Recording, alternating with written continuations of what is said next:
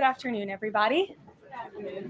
I brought a very special guest with me today, as you can see, Secretary McMahon. So I will begin my remarks. She's going to speak, and then we'll take some questions. She'll take questions, and I'll take questions from you as well. First off, yesterday, First Lady Melania Trump and Second Lady Usha Vance traveled to Marine Corps Air Station New River in Camp Lejeune in North Carolina, where they spent the day meeting with students, educators, military families, and United States Marines. Both the First Lady and Second Lady were grateful for the warm welcome and remain deeply committed to supporting military families and the communities that serve our great nation. May God bless all of them. In economic news, the September jobs report showed the American economy remains strong, with 119,000 new jobs added, more than double expectations. These gains came after the summer passage of President Trump's historic tax cuts and multiple big trade deals with countries around the world. In particular, construction jobs surged by 19,000 in September, the largest monthly gain in a year. Nearly all of this solid monthly job growth came from the private sector and went to Americans rather than foreign-born workers, the opposite of what we saw under the previous administration. Inflation also remains under control, and wages are up by 3.8% over the year for American workers because of President Trump's pro-growth policies. In fact, real wages are on pace to increase roughly $1,200 for the average worker this year under President Trump. This is a complete reversal of the failed Biden era, when we saw inflation skyrocket to 9%. Causing private sector workers to see their wages decline by approximately $3,000. We know that Americans are still hurting from the 4-decade high inflation caused by Joe Biden and the Democrats. But President Trump is making significant progress to fix this, and he will not stop working until he solves it. As the president recently stated, he is never satisfied. For example, President Trump's policies are working to make Americans' Thanksgiving more affordable this year, from their commute to the dinner table. Nearly 100 million Americans are expected to drive next week to spend time with loved ones for the holiday. And thanks to President Trump's drill baby drill agenda, the national average price of a gallon of gas on Thanksgiving Day is projected to be at the cheapest price since the COVID pandemic in 2021. President Trump is bringing down gas prices and providing significant savings to American families at the pump. And again, we expect those prices to continue to decline. According to the American Farm Bureau Federation's annual survey, cooking Thanksgiving dinner will also cost less this year than it did last year and is down about 5% overall. The average price for a staple of the meal, a 16-pound frozen turkey, is down more than 16% from last year, which will provide critical savings for families and their budgets. President Trump's entire economic agenda is aimed at putting more money back into the pockets of hardworking Americans. That's why he signed the largest middle tax cuts in history into law, from no tax on overtime, no tax on tips, to no tax on Social Security. And according to a new study from Piper Sandler, which is out this week, tax filers can expect an extra $1,000 bump to their tax refund next year, and what could be a record-breaking tax refund season. So there is more good news to come. We know these refunds will make a huge difference for Americans to help pay down their bills and use towards life's expenses. In other news this week, President Trump took a significant step toward delivering on a core campaign promise to finally close the Department of Education.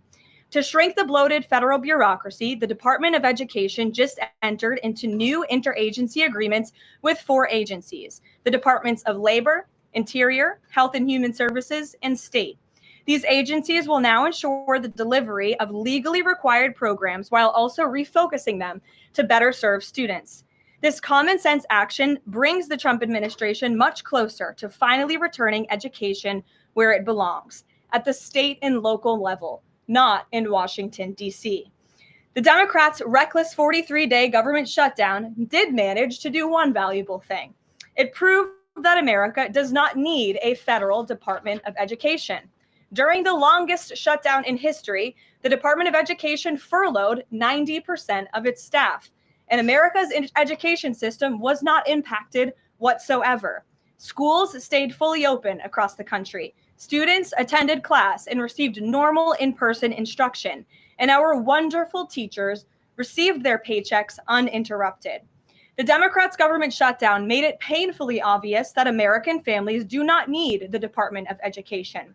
Since its creation in 1979 during the Carter administration, the department has spent over $3 trillion taxpayer dollars without improving student achievement. Despite pure pupil spending having increased by more than 245% since the 1970s, math and reading scores are down in public schools. In fact, the most recent Nation's Report Card from 2024 showed that 13-year-olds' math scores are the lowest they've been in decades, and their reading scores are the lowest since testing began more than 30 years ago. It's clear that throwing more money at a broken system does not work, and that's why President Trump appointed the amazing leader behind me, our Secretary of Education, Linda McMahon, who is making these monumental changes at the direction of the president. We're very grateful to have you here today to talk about these changes and then take some questions. Hopefully folks in this room will have some questions on the very important topic of education. So please, Mrs. Secretary. Thank you. Thank you very much, Karoline. It's really a pleasure to be here with you today, and thank all of you for being here as well. My purpose here is to speak directly to the American families, not just you, but to the American families, about the work this administration is doing in education to reverse our national decline with a hard reset of our educational system. That reset was a top campaign promise from President Trump to send education back to the states and end Washington's micromanagement of education once and for all. This week, we took the most decisive steps thus far to make good on this promise to you. We have linked 6 groundbreaking partnerships with other federal agencies to delegate education department programs that are redundant with existing programs at Labor, State, Interior, and HHS. These interagency agreements to cut our own bureaucratic bloat are a key step in our efforts to shift educational authority from Washington, D.C. to your state education agency, your local superintendent, your local school board, entities that are accountable to you, and we encourage parents to always be involved. Cutting federal bureaucracy is never a popular move among DC insiders. A chorus of anti-Trump voices have come out of the woodwork to complain that we are defunding education, harming students, or acting without a plan. This could not be further from the truth. The majority of Americans across the country handed President Trump the popular vote precisely because they have seen the brokenness of a top-down education system run by the federal government. They're painfully aware that only 3 out of 10 students can read proficiently at their grade level. They know that college students are collectively $1.7 trillion in debt, and less than half of college graduates get a job that actually uses the degree which they studied so hard to get. They see more teachers than ever before leaving the profession due to burnout, overregulation, and lack of autonomy in the classroom. Anti-Trump voices are stirring up fear that returning education to the states is a draconian action. When Americans hear that we are shutting down the department, but given no other details, 51% oppose it. But when those same Americans are informed of our plans to preserve important elements of our work in other federal agencies and to maintain the K-12 funding that is distributed to the states, that number flips to an even greater majority at 56%. They support returning education to the states and breaking up the bureaucracy. That's because the Department of Education is a pass-through entity. It doesn't educate a single student. The money it sends to states for education can be sent directly without waste. The Democrats' government shutdown proved that without a doubt, and I'll reiterate what you said, that the Department of Education was not necessary during the shutdown. Now, this is what I've seen already on my 50-state tour that I've embarked on. Educators are innovating in their schools. States are customizing their budgets and standards, and post-secondary institutions are planning for the economy of the future. But we're not leading them. They are informing us. That's why our final mission as a department is to fully empower states to carry the torch of our educational renaissance. Education is local. It should be overseen locally. by those who best know local needs. We're not ending federal support for education. We are ending federal micromanagement and paving the way for education renewal through state reforms like school choice, the science of reading, and restoring the right priorities in higher education. President Trump promised to send education back to the states, and we're keeping that promise. America's next generation will look back on the work we've carried out, thankful for an education system that prioritizes students over bureaucracy. Thank you. Well, thank you very much, Madam Secretary. And we'll take some questions for the Secretary if you have them. Elizabeth, why don't you start? Thank you for joining us. You announced the partnership to move some functions of the Education Department to other agencies. Are you talking to members of Congress about codifying this so that it lasts beyond the administration? Yes, we started our conversation, and thanks very much for asking that, because there have been some reports that Congress is in the dark on this. That's clearly not true. We've been talking to, I've talked to dozens of members of Congress to explain to them exactly what we're doing, to bring them up to speed, and to say to them, look, when we have completed some of these transfers that are working incredibly well, then we will be looking to Congress to codify those, make them permanent. Brian. Thank you, Secretary McMahon. What is the update on the negotiations with Harvard? I know the president has publicly pointed to you as somebody who's worked on that. I think you've talked about that at length, but I'd like to understand where are things with those negotiations with Harvard this time? They're ongoing negotiations, and I feel very comfortable that we are getting close to having those negotiations finalized. It's been open door conversation all along. Deanna? Hello, Mrs. Secretary. The president recently posted about establishing a federal standard for AI. Do you know if the administration has a view on the use of AI for students in schools? And Karoline, do you know if the president personally uses AI? I don't think so. You can handle that. I've never one. witnessed it, so I can't attest to that. Well, I do think AI is going to need guardrails, but I have witnessed AI firsthand. I was at the Alpha School in Austin, Texas, and the first 2 hours of every day in that school, students are learning through AI. They have their headsets on, they're in front of their screens, and the AI is really acting as like an individual tutor for those students, allowing those students that can progress faster to do that. Those who need a little catch up, it refeeds information to them. And so after those 2 hours of learning, the basics of what they're doing in their curriculum that day, then they spend the rest of the day, they have good recess and all of that time, but then they spend the rest of the day in what are called life skills, and they're actually using the information that they've learned this morning. So I've seen some AI in action that is really proving quite beneficial. Michael. Thank you, Karoline. Secretary McMahon, as the Education Department continues to pare down, can you talk about taxpayer services like charter school grants and how the department will continue to assist kids with special needs? Well, we are going to make sure that there's no interruption in getting that grant money out the door. That money is it comes from Congress. It's appropriated by Congress, and we legally are obligated to do that. And the transitions we're starting to make, our first programs that went over to the Department of Labor, that was a few weeks ago. We actually signed the first interagency agreement, which we accomplished under the authority of the Economy Act. We transferred grants for WIOA and for the Perkins Act. And the really good news is that the Department of Labor has a much more sophisticated system, technology system and grant fulfilling system than the Department of Education does.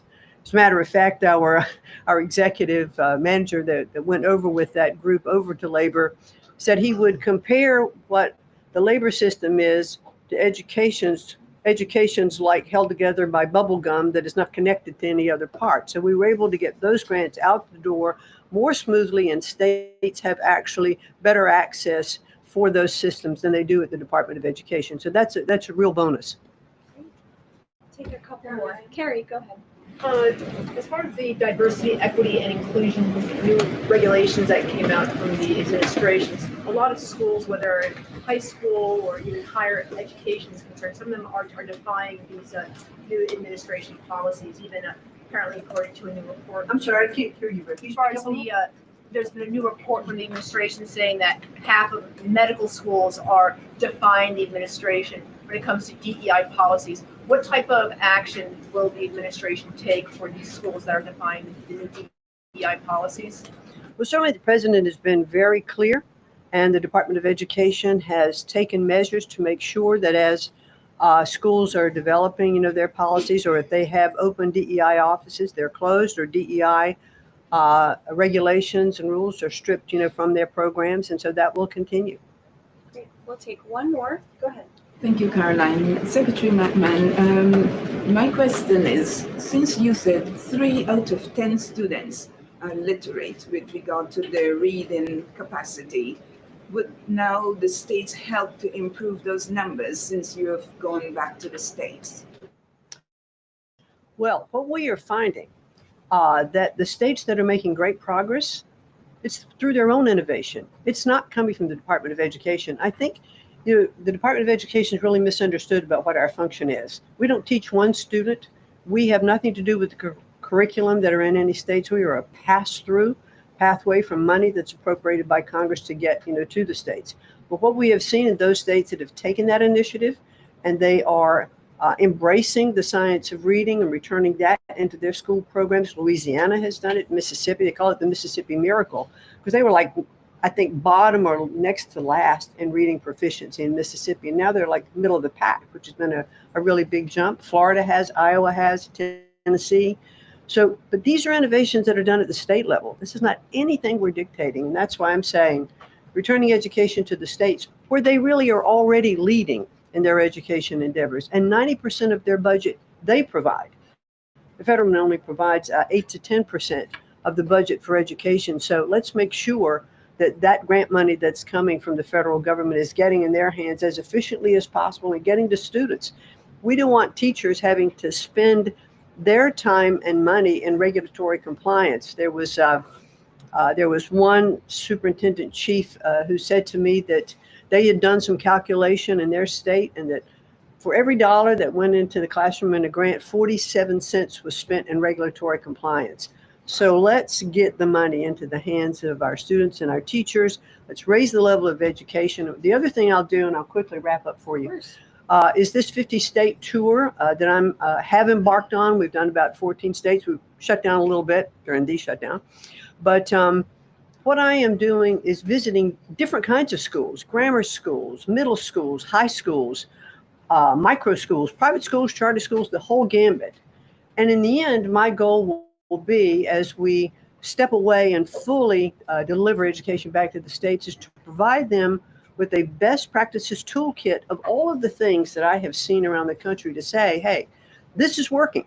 Check with these superintendents, check with these governors.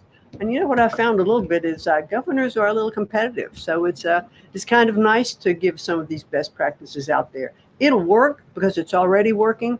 If we leave it with the people who are closest to the students, the president believes, as do I, the best education is that's closest to the child, and parents' involvement is critical to the success. Awesome. Thank you so much. Linda. Thank you so much. Thank I you. appreciate your coming All right. today. Thanks for your great work. Whoops. And Thank she's you all very much. a busy lady, so we'll let her Come get on. back to work. All right. Thank you again. Well, let's get to it. You guys were so calm with her. I wish you were that calm with me.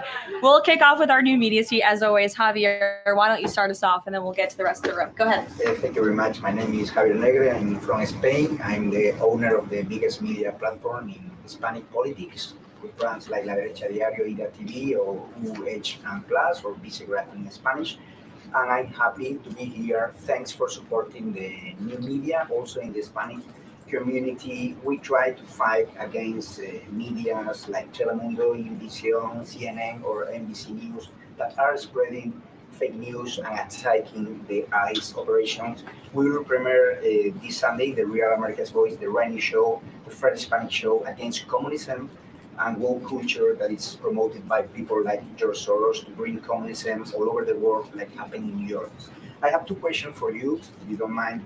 In Mexico, the young people is protesting against President Sheinbaum. They think she's doing nothing against the cartels. Sheinbaum used the police to attack them, young people, kids, girls, and she's attacking journalists like me in a country where 150 journalists have been killed in the past years. the USA legacy media is attacking President Trump for his comments about the fake news media, while they are not publishing anything about the murders of journalists in Mexico. Why do you think they stay silent about the murders of journalists in Mexico and the attacks to businessmen like Ricardo Salinas? And my second question is, Trump said he has a plan for the narco state of Venezuela. Does he have a plan for Mexico where, according to Stephen Miller, the cartels are controlling governments and territories? Sure. Well, thank you, Javier, for the question. And thank you again for being here. We're proud to have new media voices in the briefing room. As for President Sheinbaum and the president's relationship with Mexico, I will tell you that we have seen historic strides from President Sheinbaum and her administration in Mexico when it comes to cracking down on the cartels. They have been incredibly cooperative with the president's efforts at our southern border to crack down on illegal immigration and also the illegal trafficking of drugs at the southern border. Now the president is very interested in taking additional measures against the drug cartels. He's been very clear about that. He's spoken about it. And this is a promise that he made to the American public. And so his national security team is discussing these options all of the time.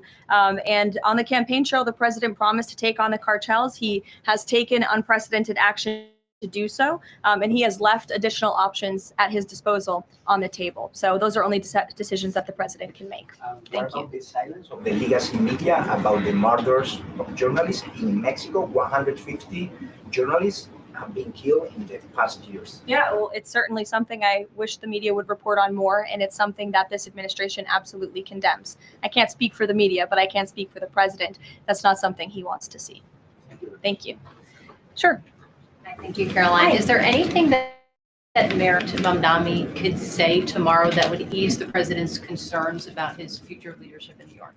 Look, I don't want to speak for the president or get ahead of this meeting that we are currently working on tomorrow. As you saw, the president put out a statement tomorrow that the mayor-elect will be coming to the Oval Office, and so our teams are arranging those details.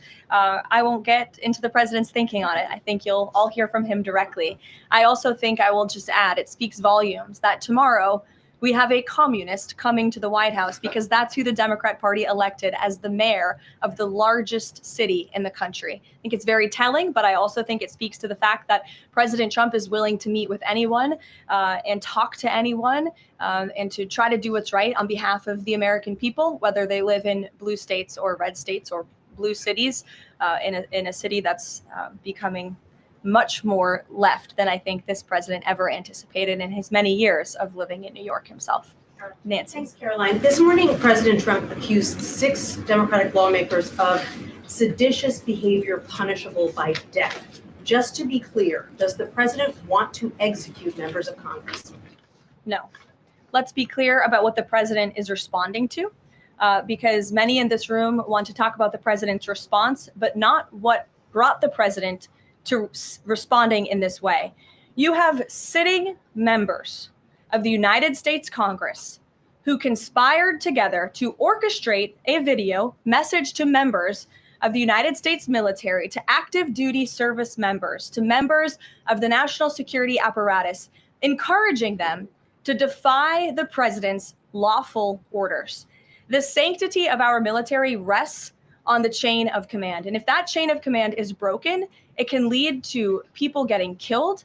It can lead to chaos. And that's what these members of Congress who swore an oath to abide by the Constitution are essentially encouraging. We have 1.3 active duty service members in this country. And if they hear this radical message from sitting members of Congress, that could inspire chaos and it could incite violence and it certainly could disrupt the chain of command. These 3 members of Congress, I will also add, knew exactly what they were doing. You look at Alyssa Slotkin. She's a former member of the CIA. Mark Kelly was a captain in the U.S. Navy. Maggie Goodlander was a naval officer. And notably, she is also the wife of Joe Biden's national security former advisor, Jake Sullivan.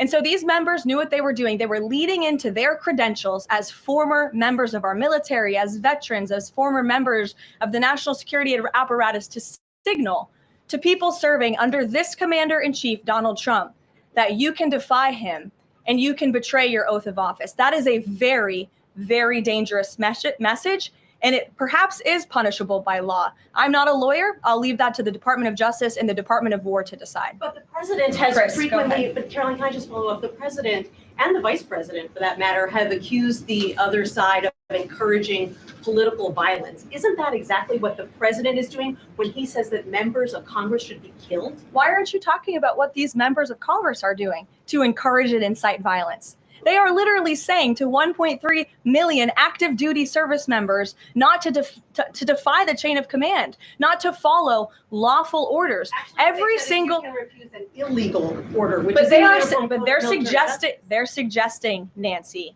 that the president has given illegal orders, which he has not.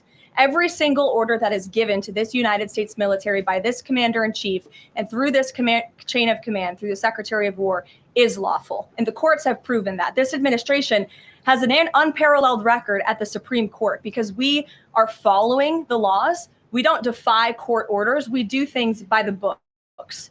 And to suggest and encourage that active duty service members defy the chain of command is a very dangerous thing for sitting members of Congress to do. And they should be held accountable. And that's what the president wants to see. Phil. Thank you. Ambassador Mike Huckabee had a meeting with Jonathan Pollard, a former U.S. citizen who was convicted and spent 3 decades in jail for selling state secrets to Israel. Did the White House know that that meeting was going to happen? Does the administration condone it? The White House was not aware of that meeting, but the president stands by our ambassador, Mike Huckabee, and all that he's doing for the United States and Israel. You said that the president was going to do what was right for U.S. citizens, regardless of whether they lived in blue or red states. I'm curious if there's any chance in tomorrow's meeting with Mayor-elect Mamdani that he will be able to convince the president to abandon that promise to cut off federal funding to New York City. Look, Phil, we'll see how the meeting goes tomorrow, and I'll let the president speak for himself. Natalie. Thank you, Caroline. What did the president mean when he called a reporter piggy? Look, the president is very frank and honest with everyone in this room. You've all seen it yourself. You've all experienced it yourselves. And I think it's one of the many reasons that the American people reelected this president, because of his frankness. And he calls out fake news when he sees it. He gets frustrated with reporters when you lie about him, when you spread fake news about him and his administration. But he also is the most transparent president in history. And he gives all of you in this room, as you all know, unprecedented access. You are in the Oval Office almost every day asking the president questions. And so I think the president being frank and open and honest to your faces rather than hiding behind your backs is frankly a lot more respectful than what you saw in the last hit upstairs and didn't take your questions. So I think everyone in this room should appreciate the frankness and the openness that you get from President Trump on a near daily basis. And Go ahead. Let's follow up. Yes. The Go Washington ahead. Post just Go ahead. reported that the Coast Guard has I'm calling on Bloomberg. Go ahead. Caroline, thank you. 2 questions for you. The New York Times is reporting that the administration is now sending a U.S. official to the G20. They're sending Mark Dillard. Can you confirm if that is true, and then also explain the shift in? I'd be happy to explain, because there is not a shift. The United States is not participating in official talks at the G20 in South Africa. I saw the South African president running his mouth a little bit against the United States and the president of the United States earlier today, and that language is not appreciated by the president or his team. The ambassador or the representative of the embassy in South Africa is simply there to recognize that the United States will be the host of the G20. They are receiving that send-off at the end of the event. They are not there to participate in official talks, despite what the South African president is falsely claiming. On Ukraine, there have been reports that President Zelensky said, he's looking to look at the plan. That there's been reports about the Trump administration proposing a plan. Can you just give an update on where Russia-Ukraine stands, and does the president plan to speak with Zelensky anytime soon, or when do you expect that? So I'm happy to provide an update. I've seen quite a bit of reporting on the latest with Russia-Ukraine. So let me clarify and give you guys the truth on where it currently stands. President Trump has made it very clear since day one, and even on the campaign trail, that he wants to see this war come to an end. He has grown increasingly frustrated with both sides of this war, Russia and Ukraine alike, for their refusal to commit to a peace agreement. But nevertheless, the president and his national security team are steadfast in seeing this war come to an end, to end the killing and deliver on the president's promise. Special Envoy Witkoff, that Marco Rubio have been working on a plan quietly for about the last month. They've been engaging with both sides, Russia and Ukraine, equally to understand what these countries would commit to in order to see a lasting and durable peace. That's how you get to a peace negotiation, right? That's how it worked with Israel, with respect to Israel and Gaza and all of the Arab countries in the Middle East. That's how we accomplished that historic agreement, which the UN, by the way, voted to commit to and accept this week, which was a huge monumental moment. So they have been engaged with both sides, and these talks are continuing. As always, I'm not going to litigate the details of this plan as it's ongoing and it's in flux, but the president supports this plan. It's a good plan for both Russia and Ukraine, and we believe that it should be acceptable to both sides, and we're working very hard to get it done. And I'll also add, I know Secretary Driscoll did meet with President Zelensky today. We spoke with him. He was very optimistic following that meeting. And so, again, we are having good conversations with both sides with respect to ending this war. Sure. Go ahead. Follow up on Ukraine. You said this is a good plan. So according to our sources, this proposal demands major concessions from Ukraine and doesn't demand much from Russia. So was Russia involved in drafting Your this? understanding is wrong. Have you read the full plan? You haven't. Sources said. Yes. So if you can give details, You've read reporting from one side of the war. And so I want you to understand that the administration has talked equally with both sides. You have seen President Trump engage directly with both President Putin and President Zelensky. Likewise, his national security team has as well. In fact, Special Envoy Witkoff and Secretary Rubio met with some of the Ukrainians just in the past week to discuss this very plan. And so just like you saw with respect to Israel and Gaza, we are hearing out both sides of this war to understand what can you commit to end the war. And that's ultimately how we are going to get to an agreeable solution. That's what the president has directed of his team. I know there's a lot of criticism out there and a lot of doubters, but I would just remind you of the historic success that this president and his team accomplished in the Middle East. We believe that is possible with Russia and Ukraine, and we're hoping and working very hard to achieve that. Stephen. Could you provide a little more context on what to expect tomorrow with the Mamdani meeting? Will it be in the Oval Office, or is it going to be open at least partially to the press? I don't have any more details to read out for you on the meeting quite yet, Stephen. I know it's of great interest to you in the New York Post, but we'll keep, maybe if it opens, we can commit to letting you in. Sure, go ahead. Thank you, Caroline. It came up yesterday during a confirmation hearing for the president's pick to lead the CFTC that the CFTC currently has 0 Democrat commissioners, whereas usually it's had 2 or more. Does the president plan to appoint Democrats to financial regulators like the CFTC and SEC, or does the president feel that there shouldn't be Democrat leadership at those agencies, consistent with the administration's move earlier this year to remove Democrats from the FTC and other agencies? I'm going to be completely honest. I haven't spoken to the president about the CFTC in quite some time, but I'm happy to check in with our presidential personnel office and see if there's any updates that we can provide you there. Sure. Thank you, Caroline. Last week on Fox News, President Trump said that we've had a lot of problems with the French. How would you describe the current relationship between France and the U.S.? Look, the relationship remains very strong. President Trump speaks quite frequently with Emmanuel Macron. I think they have a good working relationship. But the president is not shy to point out when he has disagreements with world leaders as well. And he's done that with respect to Mr. Macron as well. Deanna, go ahead. Caroline, there are reports that Qatar is acting as a mediator in the Ukraine peace process. Can you confirm that? And why did the president choose that country? I'm not going to get into further details other than what I previously shared, which I think was quite a bit of information. Brian? Thank you, Caroline. 2 questions. You were talking about 4 earlier in this briefing about the president's orders. You were going back and forth about what the ad said and what it didn't say. My first question is the ad, the advertisement that the Senate Democrats were featured in. So the first question is, no matter what the order is, it could be to any administration official, military or otherwise, no matter if legal experts might think it's illegal, does the president expect those cabinet members, administration officials to go ahead with those orders regardless of any outside thinking or experts? The president expects his cabinet officials in the administration to follow the law and to demand accountability and hold people accountable for their dangerous rhetoric. And I would just add that if this were Republican members of Congress who were encouraging members of the military and members of our United States government to defy orders from the president and from the chain of command, this entire room would be up in arms. But instead, it is the other way around, and I think that's quite telling. I'm going to let you all go because the president,